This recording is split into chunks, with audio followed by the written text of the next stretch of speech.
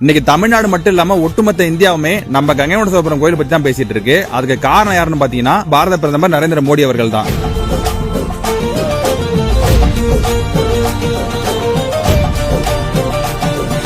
தமிழுக்கும் தமிழ் மன்னரான மாமன்னர் ராஜேந்திர சோழனுக்கும் அவ்வளவு முக்கியத்துவம் கொடுத்து நம்ம ஊர்ல இருக்க கங்கை கொண்ட சோழபுரம் கோயிலுக்கு வந்திருக்காரு. நம்ம கங்கை கொண்ட சோழபுரம் கோயில் கட்டிடக்கலையை பார்த்த நரேந்திர மோடி அவர்கள் ரொம்பவும் வியந்து போய் சோழர்களை பெருமைப்படுத்தி சொல்லியிருந்தாங்க. புதிய இந்தியாவிற்கான வழிகாட்டி நம்ம சோழ சாம்ராஜ்யம் அப்படின்னு சொல்லியிருந்தாங்க.